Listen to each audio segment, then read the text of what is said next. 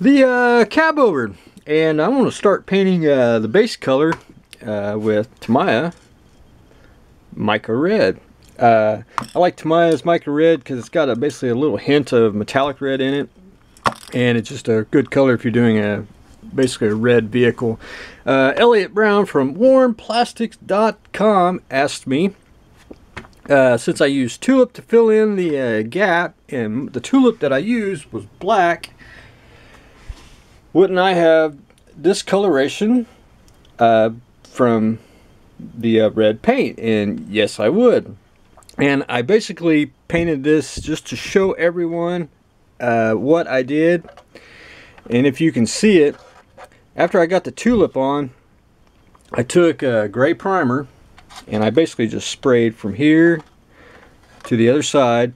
And if you can see it, you can see there's two different colors, light, basically dark, and light.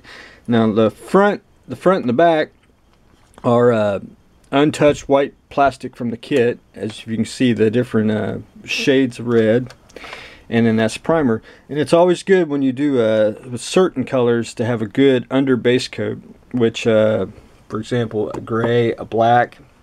If you're doing a red, a yellow, or basically a solid white vehicle, you want just a good base color, and it will also change the appearance of change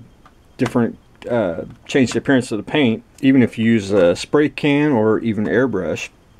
And if you use a spray can, you can do different panels just doing it that way. Leaving part of the kit white, and then paint it with a rattle can primer or black, and you can have different shades. But I just want to show everyone you need a good base coat, and then apply your top coat, whatever color that may be. And for Herman Miller red, I'm going to use the mica red. And after I get off here, I'm going to paint this whole thing primer, let that dry, and then I'll put on 1 or 2 coats, and then by the middle of the week I'll show you all the updated video of the painted red cab, and then I'll be able to start adding on the mirrors, the lights on top, lights in the front, bumpers, and all that good stuff. So that is where I stand on the cabover. But as that dried, I decided to work on the D.IIIa, and where I left off on that, I went ahead and finished painting the leather rim around the cockpit. I went back in very carefully with the airbrush, and then had to go in with the brush and basically finish painting the engine, the exhaust here. And once I get a little farther along and this really dries, I'm going to go in with a metallic, probably a metallic gray, if you will, and dry brush just to get it, just get the highlights, and then go back in with a dark brown wash and just let everything flow.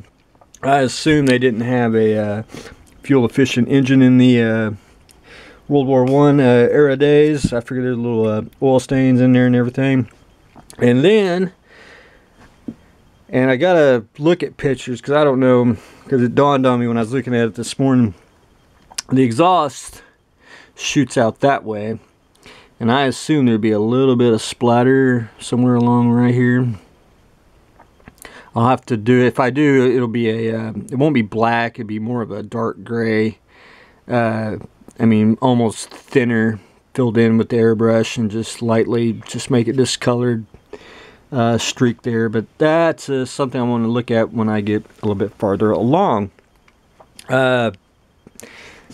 Propeller, I basically painted it a wood color, just a light wood color, and then I'm going to go back in and actually paint it a little more darker, get like wood grains. And since it's a plastic kit and it's smooth, for wood grains I like to take sandpaper, a rough coarse sandpaper, and just push down and score it basically, and it'll give you a uneven wood grain texture. And then after I paint it, I'll go back in with a wash of a dark brown and get the grain, and maybe do a little dry brushing just to make the wood look presentable. That's where I am on that. And I started rigging.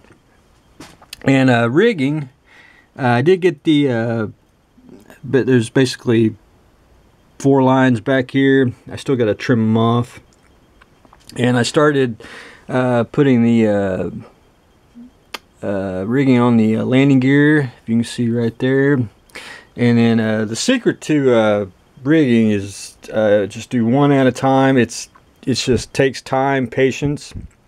And for rigging, I use stretch sprue, and I mean, it's abundant and you can do a lot with it. All you need to do is take your fire stick, light you up a piece of sprue, and when the sprue gets on fire, it'll basically go limp, and then you just, once it does that, you just pull it, and you can get really fine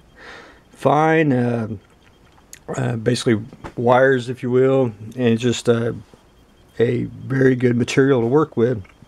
And all you need is a toothpick, a drop of super glue,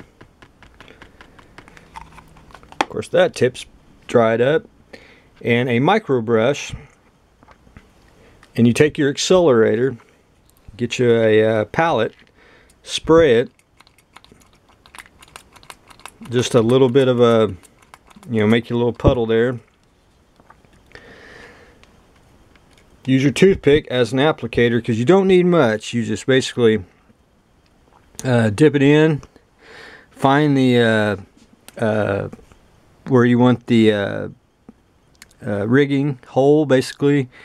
Put your little dot of super glue. Take your rigging, and then put it there. And then once you hold it there, take your micro brush, dip it in your accelerator, and do one little dab, and it'll be set, and you'll be good to go. And it's already stretched and everything.